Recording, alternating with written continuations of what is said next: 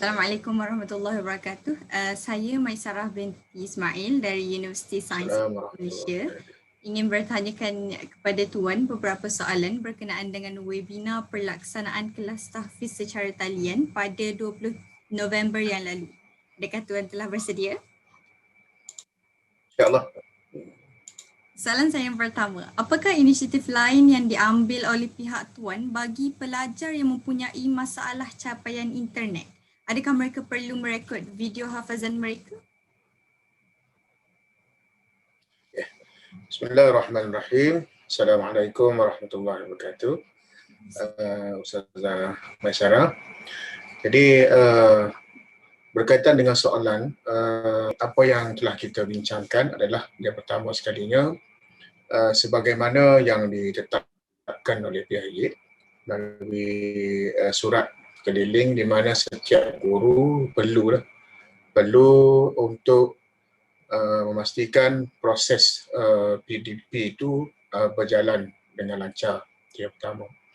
Dari sudut bidang tahfiz Al-Quran, pertamanya adalah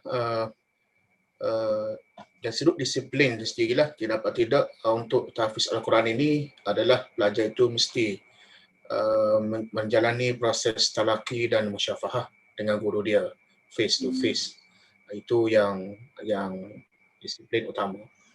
Tetapi oleh kerana kita menghadapi masalah sebagaimana yang kita maklum, iaitu wabak COVID-19, jadi di peringkat Yayasan Kelantan telah bermesyuarat dan juga kita telah menjemput mereka ataupun tenaga-tenaga ataupun guru pakar dalam bidang tahfiz untuk membincangkan bagaimanakah alternatif untuk kita mengadakan atau memastikan supaya tahfiz Al-Quran ini tidak ketinggalan. Jadi justru dalam fasa yang pertama dahulu, kita telah merangka garis panduan tahfiz di mana kita telah keluarkan satu seperti e-book lah untuk panduan ibu bapa, bagaimanakah untuk menjalankan tahfiz dalam talian ataupun disebut juga tahfiz online. Selain daripada kita memberi panduan kepada para guru. Bagi pelajar yang tidak ada line dan sebagainya, jadi hasil kita mesyuarat, maka hubungan di antara ibu bapa dengan guru sangat-sangat penting. Jadi apa yang kita syorkan adalah ibu bapa dan juga guru perlu berbincang dahulu bagaimanakah cara untuk mengatasi, sama ada dari sudut masanya, sudut masa yang mana mungkin ada pelajar, ada ibu bapa yang bekerja dan sebagainya, maka tidak dapat melaksanakan PDP, maka perbincangan dari sudut masa itu perlu dibuatlah di antara guru dan juga ibu bapa lah, dengan kebenaran daripada pihak pentadbir sekolah. Soalan seterusnya, adakah pihak Tuan menyediakan rujukan atau cara-cara kepada ibu bapa pelajar untuk membantu ibu bapa dalam memantau murajaah anak-anak mereka? Kita telah sediakan satu maklumat ataupun garis panduan yang kita namakan sebagai garis panduan tahfiz dalam talian Mahat Tahfiz Yayasan Kelantan bagi fasa yang pertama dahulu, dan juga fasa yang kedua perkara yang sama yang kita buatlah, mana ibu bapa menggunakan garis panduan yang sama.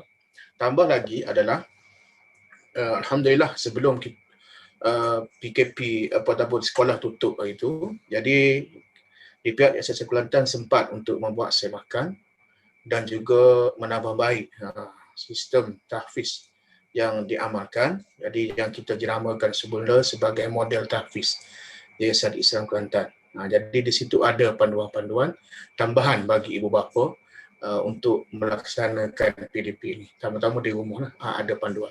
InsyaAllah. Alhamdulillah. Macam mana pula dengan perekodan pelajar, perekodan murajaah? Okey, baik.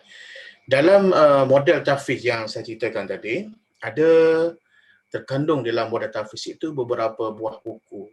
Antaranya ataupun beberapa panduan. Antaranya adalah buku panduan model tahfiz, Selain itu juga diberikan juga, diedarkan juga kepada pelajar adalah buku rekod aktiviti tahfiz. Mana dalam buku rekod ini terkandung di dalam dia adalah semua aktiviti yang pelajar ikuti bermula daripada talaki, kemudian menulis, kemudian menyemak, kemudian tasmik dan seterusnya ulangan, ada direkodkan di dalam, perlu direkodkan dalam buku tersebut.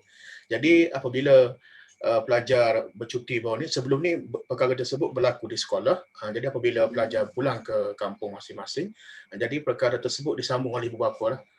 Ibu bapa. Okay, biasanya buku tersebut dia ada kolom untuk ibu bapa. Bila balik dari cuti adalah ibu bapa perlu tanda tangan pengesahan ulangan daripada pelajar dan sebagainya. Jadi apabila oleh kerana kita cuti, pelajar berada di rumah sepenuhnya, maka dari sudut penandaan untuk ulangan itu jadi boleh dibuat oleh ibu bapa lah, ibu bapa dengan pengesahan daripada guru tahfiz masing-masing. Saya difahamkan pelajar yang telah cukup sukatan hafazan mereka ni perlu mengulang hafazan mereka semasa kelas. Tapi macam mana untuk pelajar yang tak cukup sukatan? Maksudnya adakah dia merajaah dengan ibu bapa tadilah? Itu macam mana? Okey. Baik. Untuk sesi sekarang ni, oleh kerana kebiasaannya pada akhir tahun, 2-3 bulan pada akhir tahun, pelajar akan agak berusaha lebih untuk mereka mencapai sukatan. Jadi oleh kerana kita berada dalam tahfiz dalam talian ni, waktu yang sangat terhad dan kemudahan yang sangat terhad, jadi kita bahagikan kepada 2 kategori pelajar untuk keutamaan dahulu. Okey. Pertama, pelajar yang tidak cukup sukatan, maka mereka perlu tasmik terlebih dahulu. Manakala bagi pelajar yang telah cukup sukatan, maka mereka perlu mengulangi hafazan lama. Termasuk jugalah kalau tidak tebuk dan sebagainya, maka mereka perlu tebuk melalui sistem tersebutlah sehingga habis. Itu satu. Okay, terima kasih Tuan kerana sudi meluangkan masa kali ini.